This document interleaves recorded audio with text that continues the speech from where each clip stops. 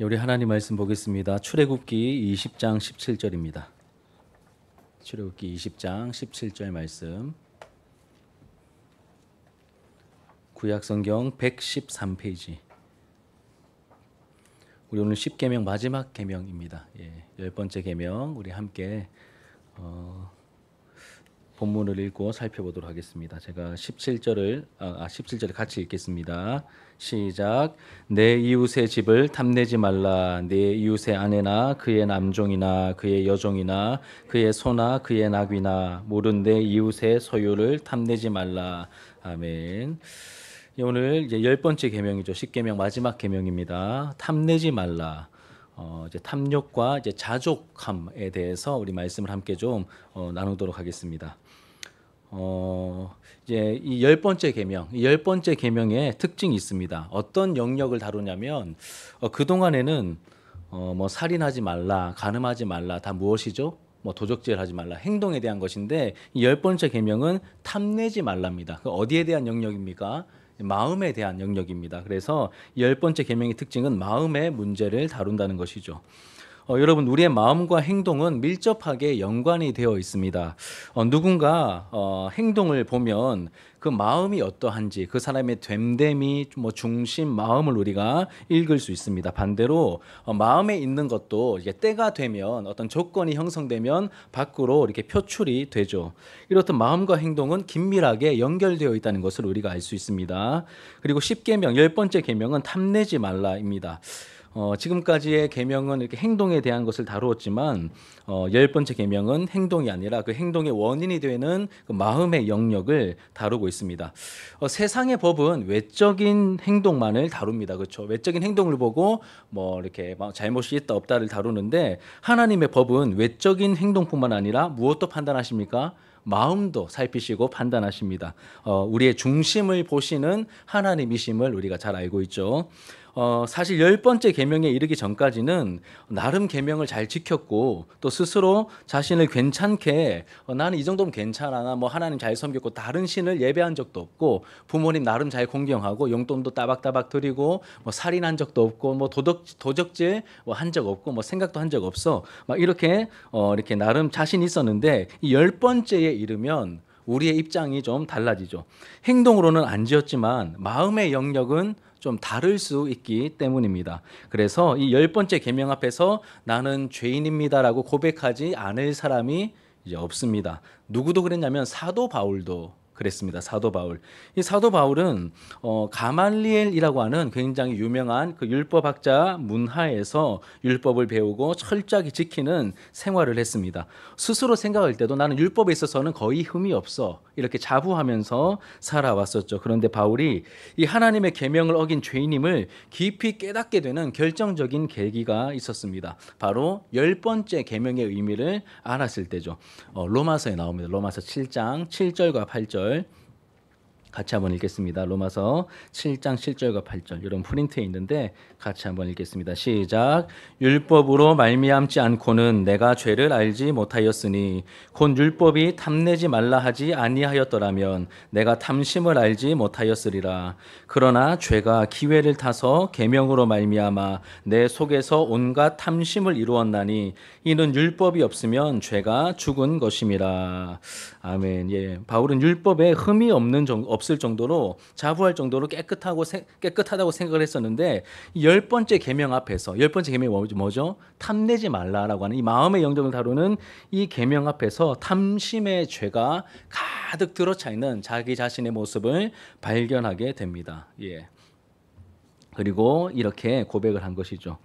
율법이 없으면 죄를 깨닫지 못합니다. 율법의 중요한 기능 중에 하나가 뭡니까? 죄를 깨닫게 하고 자기가 죄인임을 고백하게 하고, 그래서 나는 은혜가 필요하구나, 예수님이 필요하구나, 그리스도께로 인도하는 그 몽학 선생의 기능을 율법이 하고 있는 것이죠. 이렇게 율법은 죄를, 또 내가 죄인임을 깨닫게 합니다. 자, 여러분, 사람의 욕구 자체는 탐심이 아닙니다. 우리 순서대로 보면 이제 탐심의 정의에 대해서 좀 생각해 볼게요. 사람의 욕구 자체, 뭔가 가지고 싶고 먹고 싶고 이런 것 자체가 죄는 아닙니다. 몸의 피로를 느끼는 것을 우리가 보통 뭐라고 하죠? 본능이라고 하죠. 본능입니다.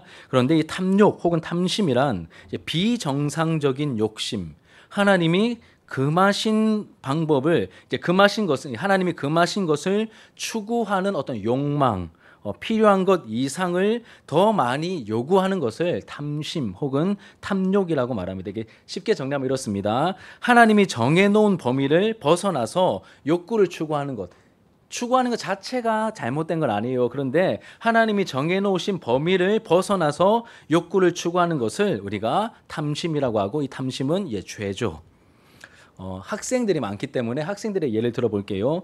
공부를 열심히 해서 1등을 한번 해보겠다. 여러분 이거 죄입니까? 우리 선생들이 너무도 원하는 바죠, 그렇죠? 죄가 아닙니다. 여러분 1등을 하고 싶은 마음을 가지는 것은 건강한 욕구입니다. 우리 소희가 내일 시험인데 화이팅이야. 이렇게 1등을 하고 싶은 마음을 가지는 것은, 성적이 오르기를 원하는 것은 건강한 욕구입니다. 하지만 열심히 노력해서 이렇게 나름 열심히 노력을 해봤는데 이렇게 안 되는 거예요. 막 5등 했다가 3등 했다가 2등까지는 했는데 이 1등이 너무 탁월하다 보니까 이 1등을 도저히 할 수 없었습니다. 그런데 뭘 하고 싶어요 지금? 1등을 꼭 한번 이렇게 졸업하기 전에 이렇게 도장 한번 찍고 싶은 거예요. 그래서 나의 1등을 가로막는 저 친구를 어떻게 해야 되겠습니까? 죽일 수는 없고, 학생이 어떻게 해야 될까요? 학교 폭력을 이용해서 전학 가게 만드는 이런 행동이 동원된다면 이게 뭘까요? 1등 하고 싶은 마음 자체는 괜찮은데 이런 잘못된 방법을 동원하는 것은 뭡니까? 잘못된 거죠. 이렇게 탐욕이고 탐심이고 잘못된 행동이라는 겁니다. 이제 아이들이 많기 때문에 이런 말도 안 되는 예를 한번 들어봤습니다. 그런데 이게 학원에 나오는 학원 공포물의 메인 소재가 이런 거잖아요. 2등 하는 애가 전교 1등 한번 하고 싶어가지고, 근데 얘는 못 이겨요. 공부해서. 그러니까 얘를 이렇게 분신사바 이러면서 얘 이렇게 저주를 받아서 딴 데 가도록 만들고, 학교 폭력 이용해서 이렇게 제거해버리고.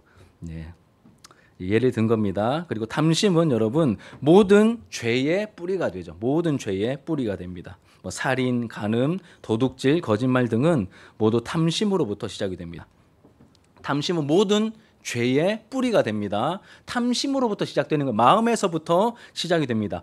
가장 대표적인 성경에 나오는 예가 누구냐면 다윗이죠. 다윗입니다. 다윗의 마음에 어느 순간 탐욕이 들어왔습니다. 탐심. 그런데 이 탐욕은 물건을 탐하는 게 아니라 사람을 탐하는 탐심이 들어왔습니다. 누구를 탐했죠? 밧세바라고 하는 여인을 탐했습니다. 원래는 전쟁에 참여해야 되는데 주변에서 이제 왕이니까 그만 나가셔도 됩니다. 이제 그 말을 듣기 좋은 말을 듣고 참전하지 않습니다. 그러다가 왕궁을 거닐다가 이렇게 이제 밤이었는데 촛불 몇 개 켜놓고 목욕하는 여인을 보게 됩니다. 그 여인을 보자마자 마음에 탐심이 발동하죠. 저 여인을 취하고 싶다라고 하는 그 탐심이 들었습니다. 근데 알고 보니까, 확인해 보니까 누구였습니까? 자기의 충성스러운 신하 우리아의 아내였죠. 우리아의 아내라는 사실을 알았음에도 불구하고 왕의 권력을 이용하여서 밧세바를 취합니다. 강도죠. 도둑질입니다. 탐심이 들어와서 몇 계명을 범합니까? 도둑질하지 말라는 8계명을 범합니다. 그리고 밧세바와 실제로 동침하죠. 동침함으로 몇 계명을 범하죠?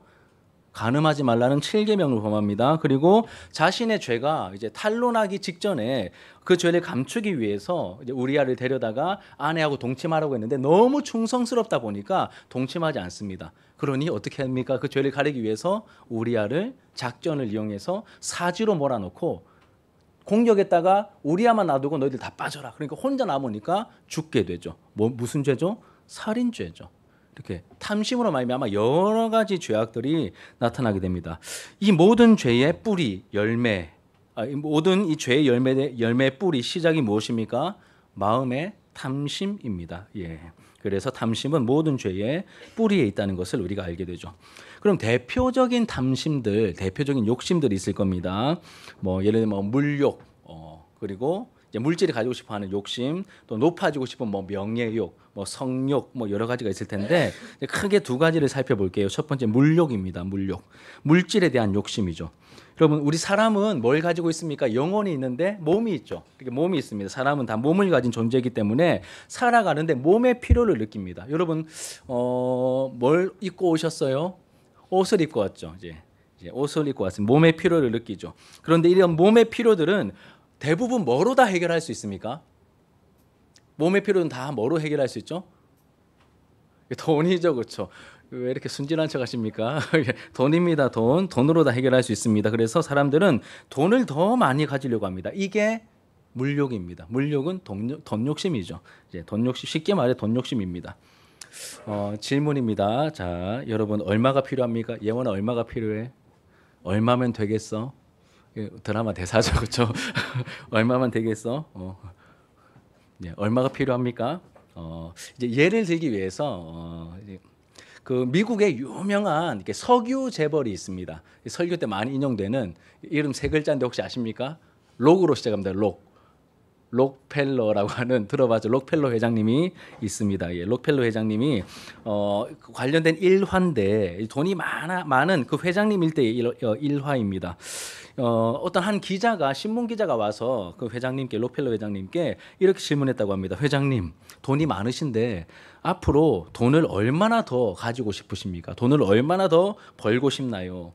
이런 의도가 깔려있죠. 이미 엄청난 부자인데 뭐 더 부러울 것 없으시죠? 이미 만족하시죠? 이런 의도를 깔고 질문했던 것 같습니다. 이때 세계 최고의 갑부였던 록펠러 회장님이 대답하기를 뭐라고 대답할게요? 여러분 나오죠?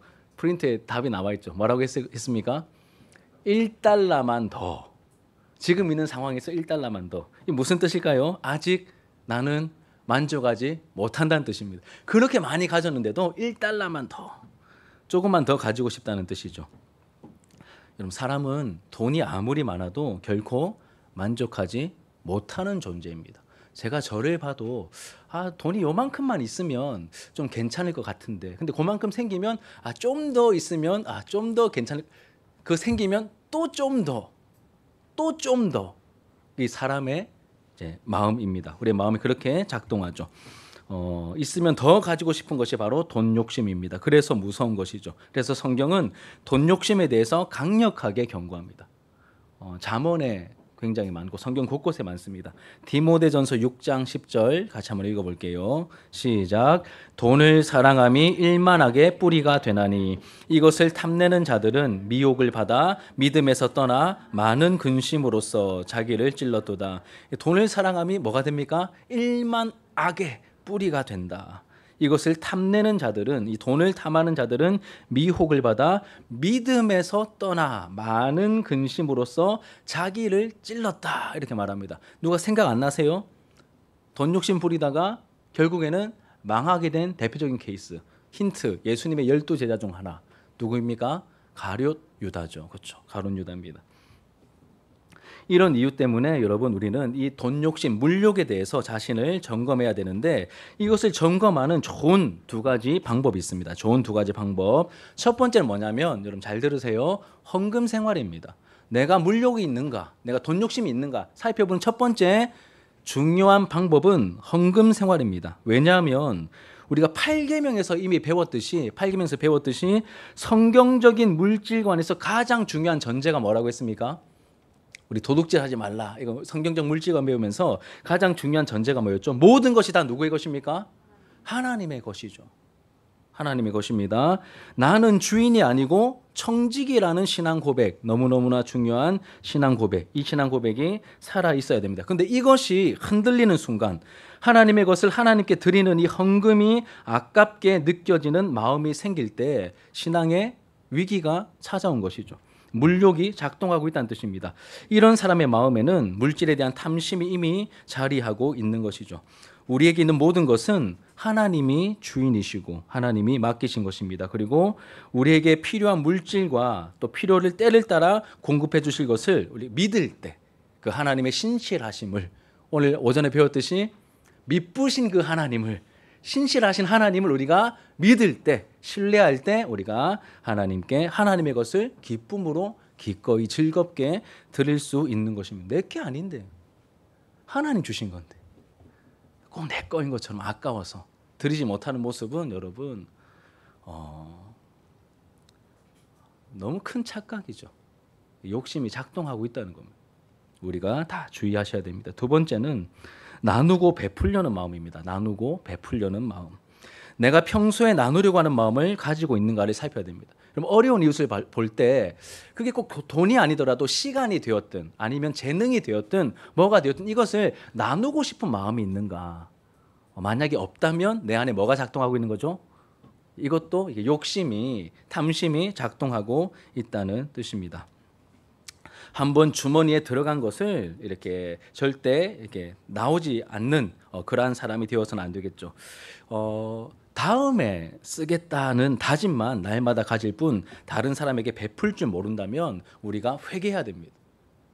그래서 부흥 강사님들이 늘 우리 마지막에 회개해야 되는 게 뭐라고 얘기합니까? 우리의 지갑 혹은 주머니가 회개해야 된다라고 말하는데, 그만큼 여러분 우리가 이기적이라는 말의 뜻은 다른 사람을 위해 베풀 줄 모른다는 뜻이죠. 우리가 이 부분도 잘 마음에 좀 새겨야 되겠습니다. 두 가지 기준입니다. 첫 번째는 헌금 생활입니다. 여러분 헌금 생활. 그리고 두 번째는 베푸고 나누고 베풀려는 마음입니다. 여러분 나누고 베풀려는 마음 정말 중요해요. 여러분 그래서 얼마 안 돼도 NGO 단체 같은데 가입하셔서 좀 이렇게 후원하는 연습도 좀 하셔야 됩니다. 제가 이번에 그 월드비전에서 하는 그 컨퍼런스 갔다 와서 더 많이 느낀 게, 그 월드비전이 세계적인 NGO 단체인데 우리나라에서 시작되었습니다. 우리나라에서 그 6.25 때. 그 한경직 목사님과 미국의 목사님이 이렇게 마음의 뜻을 합하여서 우리나라에는 전쟁 고아들 돌보다가 그 월드비전이 시작되었거든요. 이렇게 나누고 베풀려는 마음 우리가 갖춰야 한다는 것이죠. 물욕을 조심하셔야 되고, 두 번째는 명예욕입니다. 명예욕. 신분과 지위에 대한 욕심이죠. 신분과 지위에 대한 욕심입니다. 성경에 여러분 많은 예가 나옵니다. 이 부분에 대한 많은 중요한 예들이 나오죠. 출애굽 광야 시절, 이 광야를 지날 때 있었던 일입니다. 모세 혼자 여러분 지도자 역할을 한 게 아닙니다. 모세 옆에 누가 있었을까요? 모세의 형이 있었습니다. 아론이죠. 아론의 직분이 뭐인지 아세요, 여러분? 대제사장, 그냥 제사장 아니고 대제사장입니다. 그리고 또 누가 있었을까요? 이제 누나가 있었습니다. 미리암입니다. 미리암은 여러분 이게 성경 보면 여선지자로 그렇게 등장합니다. 여선지자예요. 서고치면서 찬양을 인도했던, 놀라운 예언을 했던, 찬양했던 선지자입니다. 그런데 여러분 대제사장이고 그 시대 여선지자면 충분히 높임 받는 위치에 있지 않습니까? 그런데 누구를 시기 질투합니까? 모세를 시기 질투합니다. 여러분 모세를 시기 질투하죠. 그래서 모세가 구스 여인, 아마 흑인이었을 걸로 보입니다. 저 에티오피아 쪽에, 북아프리카 쪽에 구스 여인을 이렇게 아내로 취하였을 때 네가 구스 여인을 취하는 것이 합당하냐 이렇게 책망하죠. 그런데 표면적으로는 구스 여인을 취하는 것에 대한 책망이었지만 그 실상은 모세가 하나님과 누리는 그 특별한 어떤 지위, 특별한 어떤 권리, 여기에 대한 탐심이 작동하고 있었던 것이죠. 그래서 대제사장과 여선지자임에도 불구하고 모세 그 독특한 특권, 독특한 중보자로서의 위치를 탐했던 것입니다. 그래서 하나님은 그런 탐심이 잘못되었음을 가르쳐 주시려고 어떻게 행동하시죠? 미리암에게 나병, 문둥병이라는 징계를 내리십니다. 물론 고쳐주시지만 깨닫게 하시는 것이죠. 그거 탐심이다. 그거 탐심이다 가르쳐 주십니다. 또 어떤 사건이 있습니까? 광야 시절에 고라 사건도 있죠. 고라, 다단, 아비람 이 사건도 있습니다. 이 레위 지파인 고라 자손은 일반인들보다 훨씬 더 하나님을 가까이에서 섬겼던 영광스러운 직분을 가지고 있음에도 불구하고 누구를 부러워했죠? 제사장 그룹을, 더 가까이에서 섬기는 제사장 그룹을 부러워했습니다. 그래서 이렇게 제사장들 그룹을 그렇게 제사장의 지위를 탐내다가 하나님의 진노를 또 받게 되죠. 땅이 갈라져서 다 삼킴 받습니다. 또 누가 있을까요? 제가 들어놓은 예 누가 나옵니까? 압살롬이 있습니다. 압살롬, 다윗의 아들 압살롬, 이제 왕자입니다. 너무나 인물도 좋았고 막 머리털이 막 엄청 막 길었고 막 그 보면 그 인물로는 따라올 사람이 없을 정도로 굉장한 사람이었는데 그 왕자의 자리에 만족하지 않았죠. 왕이 되고 싶은 마음을 가지고 있었기 때문에 반역을 일으킵니다. 아버지 잡으려고 반역을 일으키죠. 그런데 하나님의 간섭으로 실패하고 비참한 죽음을 맞이합니다. 또 누가 있을까요? 찾으면 많겠죠. 또 대표적인 신약의 케이스는 예수님의 제자들이 있죠. 예수님의 제자들이 있습니다. 예수님께서 십자가를 지시려고 예루살렘으로 향하시는데 제자들이 뭐 합니까? 위에서 중보기도 해드리고 막 격려해드리고 도와드리는 게 아니라 뭐 하죠? 자리 싸움합니다. 예수님 왕이 되시면 누가 오른편에 설래, 누가 왼편에 설래, 이렇게 자기들끼리 자리 싸움을 합니다. 뭡니까 여러분? 탐심이죠. 이제 명예욕, 신분과 지위에 대한 탐심입니다. 예수님 왕이 되시면 누가 더 가까이, 누가 더 요직에 앉을 것인가, 십자가를 앞에 두고 그렇게 싸우고 있었습니다. 사실 그 뿌리는 어디까지 올라가냐면 아담까지 올라가죠. 아담까지 올라갑니다. 아담은 마귀의 유혹을 받아 하나님을 밀어내고 그 하나님 자리에 누가 앉으려고 하죠? 자기가 앉으려고 했어요.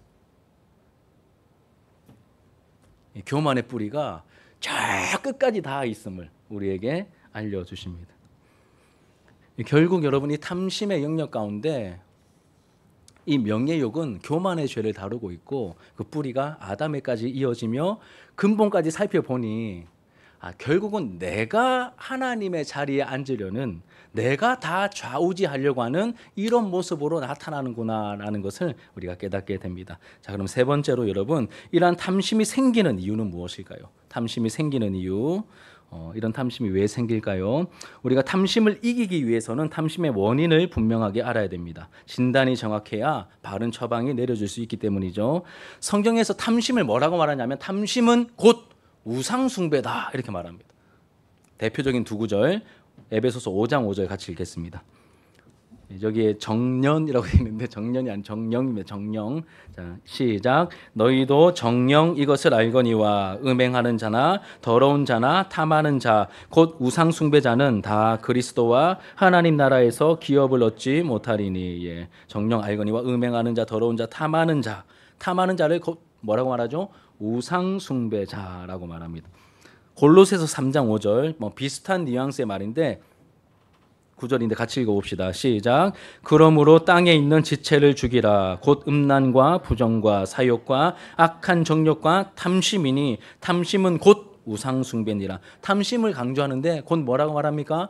우상숭배다. 탐심은 나쁜 거야 이렇게 말하는 게 아니라 탐심은 우상숭배다. 두 번이나 말하죠. 탐심을 우상숭배와 연결시키고 있습니다. 쉽게 말해서 탐심의 뿌리는 우상숭배라는 겁니다. 탐심의 뿌리가 우상숭배라는 거죠. 10계명, 우리가 지금 10번째 계명을 지금 살피고 있는데 10번째 계명은 탐심의 문제, 마음의 문제 중에 탐심의 문제를 다룹니다. 그리고 이 탐심은 곧 뭐라고요? 우상숭배라고 말합니다. 여러분, 우상숭배를 다루는 계명은 몇 계명이죠? 1계명입니다. 1계명입니다. 그러니 여러분 이 10계명, 10번째 계명은 몇 계명에 다 있죠? 첫 번째, 가장 중요한 첫 번째 계명과 긴밀하게 연결되어 있다는 것을 우리가 알게 됩니다. 그러면 우상숭배가 뭘까? 우상숭배가 뭘까? 하나님이 아닌 다른 것을 더 사랑하고 의지하고 즐거워하는 것, 이것이 우상숭배입니다. 그 대상이 여러분 사람이 되었든 뭐 취미가 되었든 뭐 물질이 되었든 무엇이 되었든 상관없이 나의 참된 행복과 만족을 위해서 나의 참된 행복과 만족을 원래는 누구에게서 찾아야 정상입니까? 신앙인들은 하나님에게서 찾아야 되는데 하나님이 아닌 다른 사람이 되었든 물질이 되었든 취미가 되었든 뭐 여행이 되었든 음식이 되었든 다른 것에서 찾으려고 하는 게 뭡니까? 그게 바로 우상 숭배라는 것이죠. 다른 대상에게서 찾는 것이 우상 숭배의 핵심입니다. 그래서 우리가 탐심을 가지게 될 때 나타나는 증상들을 그냥 간략하게 좀 생각해 보면 이것만 있으면 행복해질 텐데 이렇게 가정하면 여러분 뭐가 좀 필요하세요? 나는 하나님이 더 필요합니다. 이런 사람 뭐가 더 필요하십니까? 내가 만일 더 넓은 집에 가서 살 수만 있다면. 저는 사실 이렇게 몸이 좀 이렇게 목하고 허리가 안 좋다 보니까 이렇게 안마기 있잖아요. 안마기 이렇게 막 그 안마기 좋은 제가 그 홈쇼핑 나오면 그거 제법 많이 틀어놓고 보고 있거든요. 야, 저거 있으면 저희 아내한테 우리 무리해서 요거 하나 사면 어떻겠노? 이렇게 말할 정도로 그런 이렇게 마음이 들어요. 뭐 마음 자체는 나쁜 건 아니잖아요, 그렇죠? 여하튼 여러분, 이것만 있으면 더 행복해질 텐데. 우리 학생들 지금 뭐 한 보름 전에 아이폰 17이 나왔죠, 그렇죠? 아이폰, 이 아이폰 17만 내 손에 딱 들어오면 간지 날 텐데, 애들 다 날 우러러 볼 텐데, 너가 아버지 뭐 하시노 물어보고, 이렇게 생각이 들 수도 있을 것이고, 또 우리 이제 남자 어른들 같은 경우에는 차가 외제차로 막 덩치 큰 이런 차 타고 다니면 어딜 가도 사장님 소리 듣잖아요, 그렇죠? 막 얼마나 딱 이렇게 어깨가 또 이렇게 될까? 그 이렇게 뭐 물질뿐만 아니라 내가 이 재능에서 더 탁월해지면 막 사람들이 나를 우러러 볼 텐데 내 외모가 뭐 현빈이나 뭐 장동건이 뭐 이렇게 이러면 막 좋을 텐데 얘가 무궁무진합니다. 키가 조금만 더 컸더라면 내 인생이 바뀌었을 텐데. 또 머리숱이 좀 없는 분들은 막 내 머리숱이 조금만 더 압살롬 같았더라면 내 인생이 바뀌었을 텐데. 이렇게 다른 조건을 가졌다면 행복해질 거라는 생각, 굉장히 위험하죠. 이와 비슷한 결을 가진 여러 가지가 있습니다. 우리 이제 결혼하신 분들, 지금 배우자가 이 사람이 아니었더라면, 좀 더 능력 있는 사람이었더라면, 아니면 좀 더 인물 좋은 배우자와 결혼했더라면 내가 좀 더 행복했을 텐데. 이런 생각들. 자기가 불행한 것은 현재의 배우자와 결혼했기 때문이다라는 어떤 생각. 우리 자녀들은 우리 아빠가 이재용 회장이었다면 대박이죠. 우리 할아버지가 빌 게이츠라면, 빌 게이츠 얼마 전에 한 3주 전에 뉴키즈에 나왔더라고요. 저는 뉴키즈 자주 보거든요. 기부를 130 몇 조를 했더라고요. 100 몇십 조를 기부를 했어요. 그래도 돈을 아직 많이 여전히 가지고. 우리 할아버지가 빌 게이츠였더라면 내가 좀 달라졌. 우리 부모님, 그러면 여러분 부모님들은 할 말 없을까요? 부모님들은 뭐라고 생각할까요? 내 아들이 손흥민이라면, 내 딸이 CF 퀸인 김연아라면 부모님 인생편은 미안합니다. 서로 이제 그런 거 하지 맙시다 우리. 현재 자신의 상태로는 행복할 수 없고 다른 것이 있어야 행복할 거라는 생각이 곧 우상 숭배라는 것이죠. 왜 그런 걸까요? 이 모든 행복의 조건에 뭐가 없었습니까? 하나님이 안 계시네요. 하나님 안 계십니다. 오늘 오전에 함께 나누었잖아요. 이 바울이 환경을 뛰어넘어서 감사할 수 있었던 이유는 무엇 때문이었습니까? 그 환경 너머에 계신 미쁘신 그 하나님 때문에 감사할 수 있었는데, 하나님 쏙 빠지고 다 조건만 남는다면 여러분 안 됩니다. 하나님을 놓치고 다른 것을 열렬히 추구하고 있는 모습은 우리 마음속에 하나님으로 만족하지 않고 있다는 뜻이며 하나님보다 다른 것을 더 열렬히 원한다는 것이죠. 이게 곧 우상 숭배입니다. 정리하면 이 탐심의 문제는 결국 하나님 한 분만으로 만족하지 못한 상태이기 때문에 나타나는 것이고, 이것을 방치하면 하나님이 아닌 다른 것으로 자꾸 채우려고 합니다. 다른 것으로 자꾸 채우려고 하면 이것이 탐심이 되죠. 중독이 되고 탐심이 됩니다. 결국은 우리를 하나님으로부터 멀어지게 만들어서 멸망의 길로 이끌어 가는 것이죠.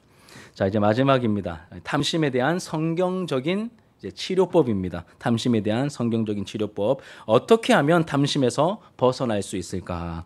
탐심은, 여러분 10번째 계명인 탐심은 무엇과 연결되어 있어요? 몇 계명과 연결되어 있다고요? 1계명. 탐심은 곧 우상숭배다. 1계명 우상숭배와 연결되어 있습니다. 그러니 탐심의 원인이 우상숭배이기 때문에 우리 안에 뭘 찾아서 없애야 될까요? 우상을 찾아서 이제 없애면 되는 것이죠. 그런데 한번 생각해 보면 우리는 여러분 이기적이기 때문에 자기 합리화에 능합니다. 남들은 다 아는데 자기는 몰라요. 이런 경우가 많죠. 자기 합리화에 능한 우리이기 때문에 우상을 찾아내는 것도 쉽지 않고, 또 찾아낸다 한들 스스로 버리는 것은 불가능에 가깝죠. 이게 쉬운 거라면 여러분 가룟 유다가 그렇게 했을까요? 성경에 많은 사람들이 그렇게 했을까? 그 엘리사의 시종이었던 그 사환이 그렇게 나만 찾아가서 돈 욕심 부렸을까요? 이게 쉽다면 여러분 스스로의 힘으로는 거의 이기기 불가능한 영역이죠. 그리고 우리가 우상을 버리지 못하는 이유는 이것이 없기 때문인데, 이렇게 답을 얘기하면 이제 자족하는 마음이 없기 때문입니다. 자족하는 마음. 만족한다는 뜻이에요. 스스로 만족하는, 자족하는 마음이 없기 때문입니다. 자, 그러면 우리가 어떻게 할 때 자족하는 마음을 가질 수 있을까? 어떻게 할 때 자족하는 마음을 가질 수 있을까? 첫 번째는 하나님을 깊이 알게 될 때, 자족하는 마음이 생깁니다. 하나님을 아는 만큼 여러분 자족하는 마음이 생깁니다. 굉장히 중요한 영적인 원리죠. 이유는 하나님이 인간을 만드실 때 하나님 외에는 다른 것으로는 만족하지 못하는, 다른 것으로 채워지지 않는 그러한 존재로 우리를 만드셨기 때문입니다. 사람은 하나님이 아닌 다른 피조물로는 여러분 아무리 다른 어떤 물건이 되었든 뭐 물질이 되었든 뭐 동물이 되었든 뭐 사람이 되었든 하나님이 아닌 다른 어떤 피조물로도 우리에게 채워지지 않는 영역이 있습니다. 그 영혼의 자리가 있죠. 그럼 무엇으로만 채워질 수 있습니까? 하나님으로만 채워질 수 있는 것이죠. 아무리 많은 것을 가진다 해도 만족이 안 됩니다. 우리를 그렇게 만드셨기 때문입니다. 그래서 하나님을 찾게 하시죠. 많은 물질로도 사람들의 칭찬과 환호로도 쾌락과 명예로도 채워지지 않습니다. 사실 이것을 발견하고 확인하는 과정이 신앙생활이라고 해도 과언이 아닙니다. 그래서 나를 창조하신 하나님을 발견하고 하나님 안에서 나의 행복과 만족을 발견하는 순간, 여러분 하나님을 만나는 순간 채워짐을 경험합니다. 만났구나. 채워지는구나. 참된 만족을 우리가 하나님을 만날 때 경험하게 됩니다. 다른 것 진짜 다 문제가 안 된다는 것. 하나님이 계시면 되는구나. 이제 그 첫 단추를 확 채우고 그 다음에 한 걸음 한 걸음을 걸어가는 법을 배우게 되는 것이죠. 그리고 여러분 우리가 우상을 버릴 수 있는 것은 무엇으로만 가능하냐면, 저는 이제 이 포인트를 성경을 통해서 배우면서 확실히 좀 이렇게 감을 잡았는데, 성경에 나오는 여러 교회 중에 바울이 개척한 교회 중에 데살로니가 교회라고 있습니다. 데살로니가 교회. 데살로니가 교회는 바울이 3주 동안 복음을 전하고 세웠던 마게도냐에 있던 교회인데, 이 교회는 데살로니가 1장에 보면 소문이 막 났대요. 마게도냐 지역과 아가야 지역까지, 그리고 그 외에 다른 지역에도 너희 믿음의 소문이 잘 나 있다, 이렇게 사도 바울이 말을 합니다. 그 소문 중에 하나가 무엇이냐면 데살로니가 전서 1장 9절 하반절 우리 같이 한번 읽어볼까요? 여러분 제가 프린트에 적었는데 같이 한번 읽어보시죠. 시작. 너희가 어떻게 우상을 버리고 하나님께로 돌아와서 살아계시고 참되신 하나님을 섬기는지와. 다시 제가 읽어드릴게요. 너희가 어떻게 우상을 버리고, 뭘 버렸다고요? 거의 불가능하다고 했잖아요 제가. 근데 뭘 버렸다고요? 우상을 버렸대요. 누가? 데살로니가 교회 성도들이 우상을 버리고 누구로 돌아왔습니까? 하나님께로 돌아왔는데, 이 하나님이 어떤 하나님이십니까? 살아계시고 참되신 하나님이래요. 여러분 우상을 발견하고 우상을 버릴 수 있는 유일한 방법은 진짜 하나님, 참되신 하나님, 살아계신 하나님을 실제로 만나는 겁니다. 이 하나님을 만나면 우상이 드러나요. 헛된 추구함들이 다 드러나고, 이것을 버릴 수 있는 용기와 버릴 수 있는 그 모든 것들이 참되신 하나님으로부터 나오는 겁니다. 그래서 하나님을 깊이 아는 만큼 우상을 버릴 수 있는 거예요. 진짜를 만나니 가짜는 드러나게 되고 가짜는 버리는 겁니다. 굉장히 놀라운 비밀이죠. 그래서 막 우리가 열심히 노력합시다 이게 아니라, 하나님을 만날 때, 하나님을 소유하게 될 때 우리가 우상을 버릴 수 있게 되는 것입니다. 두 번째는 하나님의 이 섭리를, 하나님의 다스리심을 신뢰할 때 자족하는 마음이 생깁니다. 하나님의 다스리심을 신뢰할 때 자족하는 마음이 생기죠. 이 성경이 가르치는 중요한 진리 중에 하나는 하나님은 실수하지 않으신다는 것입니다. 하나님은 신실하시며 실수하지 않으시죠. 오늘 제가 많이 오전에 강조했던 신실하십니다. 미쁘십니다. 실수하지 않으시죠. 언제 어떤 상황에서라도 우리가 믿을 수 있는, 따를 수 있는 미쁘신 하나님이십니다. 하나님의 다스리심에는 실수가 없죠. 이것을 가장 잘 보여주는 성경 구절이 로마서 8장 28절입니다. 같이 한번 읽겠습니다. 시작. 우리가 알거니와 하나님을 사랑하는 자 곧 그의 뜻대로 부르심을 입은 자들에게는 모든 것이 합력하여 선을 이루느니라. 아멘. 여러분 하나님의 다스리심에는 실수가 없다는 것을 우리가 알게 될 때 현재 내가 처한 상황을 받아들이게 됩니다. 하나님은 실수 안 하시지. 받아들이게 됩니다. 그리고 족하게 여기는 마음을 가지게 됩니다. 이전에는 왜 나만 이런 힘든 일을 겪는가? 나는 왜 이런 가정에 태어났는가? 나는 왜 키가 작은가? 나는 왜 남들보다 몸이 약한가? 나는 왜 남들보다 이걸 못하나? 불평, 불만, 원망이 가득했을지 몰라도 점점 하나님을 알게 될 때, 그리고 하나님의 섭리를 신뢰하게 될 때 점점 벗어나게 됩니다. 우리의 마음에 믿음이 생기죠. 믿음이 생기고 우리의 마음에 새 힘이 생깁니다. 벗어날 수 있는 새 힘이 생깁니다. 그래서 뭐 요셉, 다윗, 뭐 다니엘 이런 유명한 사람들의 이야기가 그냥 립 서비스, 동화 같은 립 서비스, 뭐 희망 고문 같은 이야기가 아니라 나를 위해서 해주신 이야기구나라고 하는 게 나에게 다가오게 됩니다. 예, 여러분들 수준에서 제가 또 이렇게 이제 제 치부를 좀 말씀을 드리면, 저는 여러분들 만날 때 이렇게 중고등부 시절에 이제 청소년 때 저희 아버지가 너무 마음에 안 들었어요. 너무 싫었습니다. 예, 그러면 안 되는데 뭐 청소년기에 마음이 잘 안 되잖아요. 너무 제 못됐다는 뜻이죠.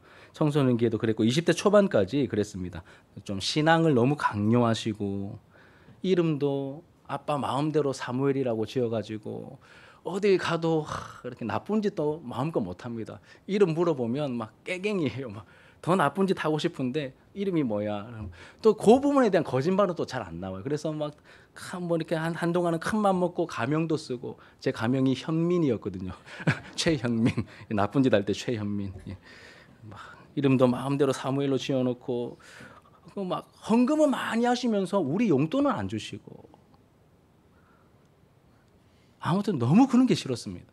맨날 막 너희한테 줄 유산은 없다. 신앙의 유산밖에 없다. 첫째도 신앙이요, 둘째도 신앙이요, 셋째도 신앙이요. 속으로 그만하세요. 속으로 속으로. 예. 예. 또 저희 아버지는 돈이 없었던 게 아닌데 자가용을 안 사시더라고요. 이제 장사를 하시니까 저희 학교에 한 번씩 태워줘도 아버지 사업하신 1톤 트럭에 늘 타고 학교를 가야 되니까 너무 쪽팔리더라고요. 다들 자가용 타고 오는데 나는 왜 그만큼 철이 없고 그만큼 그냥 그 상황이 싫었고 아버지가 너무 원망스러웠었습니다. 그 당시엔 그랬습니다. 그러다가 20대 중반에 군대 갔다 오고 이렇게 인격적으로 예수련의 자리에서 인격적으로 하나님의 임재를 경험하고 하나님을 만나는 체험을 했습니다. 회심을 하고 나서 이후에 신앙생활을 하던 중에 한참 몇 년 지난 것 같아요. 그러다가 아버지에 대한 태도를 깨닫게 해주시면서 막 오열하면서 회개한 적이 있습니다. 아버지를 미워하고 원망했던 마음을 다 막 회개하게 하시더라고요. 그러면서 제가 나는 왜 우리 가정에 태어났지? 나는 왜 우리 아빠를 잘못 만나가지고 이런 마음이 너무 컸었는데 아들 잘못 만난 아버지가 너무 불쌍한 거예요. 아이고 우리 아버지는 나 같은 아들을 만났어. 그래서 제가 하나님께 이렇게 기도했습니다. 하나님 바라며 살아온 우리 아버지 하나님 책임 안 져주시면 너무 불쌍해서 저는 볼 수가 없습니다. 하나님 우리 아버지 하나님 한 분 바라보며 살아오신 우리 아버지 확실히 책임져 달라고 그렇게 기도하고 저도 좀 바뀔 수 있도록 은혜를 구하고 그러고 나서 그때 제가 마치는 기도들을 이렇게 했습니다. 뭐 성경에 그런 경우는 없지만 하나님 다음에 다시 태어나도 우리 아버지 아들로 태어나게 해주세요. 이렇게 기도를 마쳤어요. 그때 신앙의 철이 조금 더 들었던 중요한 포인트였습니다. 뭐 지금도 많이 부족하지만 제가 뭘 말씀드리고 싶냐면 하나님을 만나고 은혜를 받게 되면 내 상황들이 너무 불만스럽고 하다가도 하나님의 다스리심을 신뢰하게 되면서 내 삶이 다시 해석이 됩니다. 내가 아버지를 잘못 만난 게 아니라 우리 아버지가 아들을 잘못 만났네. 다시 보이는 거예요. 다시 보입니다. 이제 말씀 정리할게요. 여러분 신앙이 좋다는 것은 밖으로 볼 때 뭐 성경 읽기, 뭐 쓰기, 주일 성수, 전도, 뭐 헌금 생활 물론 이렇게 우리 마음속에 있는 것이 밖으로 드러난 신앙에 표현할 수 있습니다. 이건 나쁜 거 아니에요. 좋은 겁니다. 그런데 더 중요한 것은 현재 내가 가지고 있지 않은 것에 대해서 탐욕을 부리지 않고 하나님이 나에게 허락해 주신 것은 가장 좋은 것을 이미 나에게 주셨다라고 하는 그 믿음을 가지고 또 이미 나에게 주신 것을 그것이 부모님이든 우리 누나든 형님이든 동생이든 누구든 이미 나에게 허락해 주신 것은 가장 좋은 것을 주셨다는 믿음을 가지고 소중히 여기며 만족하며 살아가는 마음이 있다면 그게 바른 신앙이고 그게 신앙의 고수죠. 그게 신앙의 고수죠. 우리 안에 있는 이 탐심의 이 죄, 우상 숭배의 죄, 하나님께 오늘 말씀을 통하여 깨닫게 해주시고 가르쳐 주신 만큼 또 우리가 버리게 되고 우리의 마음이 새로워지고 또 하나님께 더욱더 가까이 나아가게 되는 더 성화가 이루어지는 그러한 우리 공동체의 모습이 되기를 예수님의 이름으로 축복합니다. 우리 함께 말씀을 기억하면서 함께 찬양합시다. 내 안에 가장 귀한 것.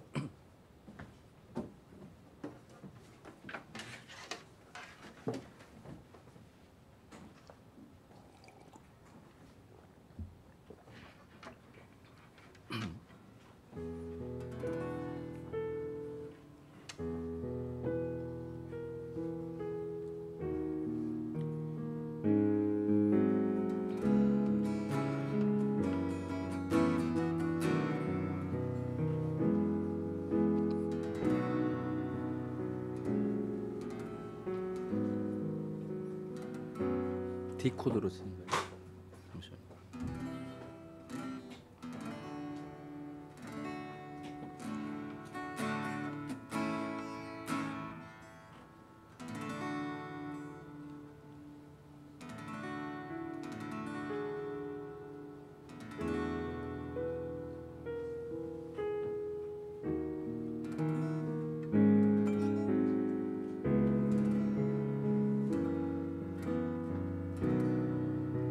내 안에 가장 귀한 것.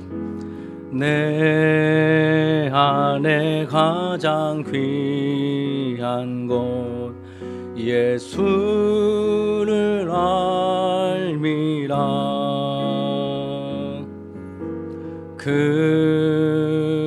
금은보다도 귀한 것 예수를 알라. 세상 지식보다 귀한 것 예수를 알미라. 내 안에 가장 귀한 것 예수를 알미라. 예수의 이름, 예수의 이름, 존귀한 그 이름, 예수의 이름, 능력의 그 이름. 내 안에 가장 귀한 것, 내 안에 가장 귀한 것 예수를 알미라.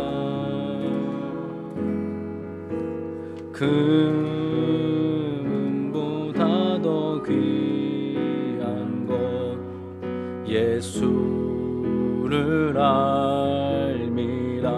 예수의 이름, 예수의 이름, 존귀한 그 이름, 예수의 이름, 능력의 그 이름. 나 무엇과도 주님을 바꾸지 않으리. 다른 어떤 은혜 구하지 않으리. 오직 주님만이 내 삶의 도움이시니 주의 얼굴 보기 원합니다. 나 무엇과도 주님을 바꾸지 않으리. 나 무엇과도 주님을 바꾸지 않으리. 다른 어떤 은혜 구하지 않으리. 오직 주님만이 내 삶의 도움이시니 주의 얼굴 보기 원합니다. 주님 사랑해요. 주님 사랑해요.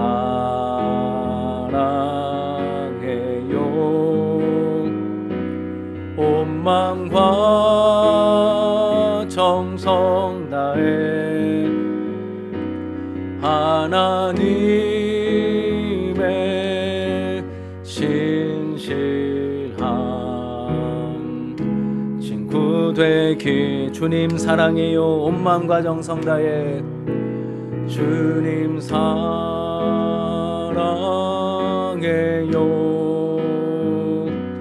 온 마음과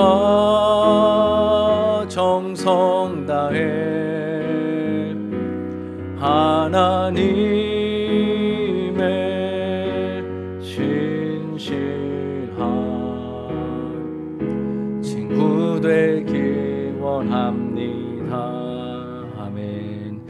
하나님 아버지 감사합니다.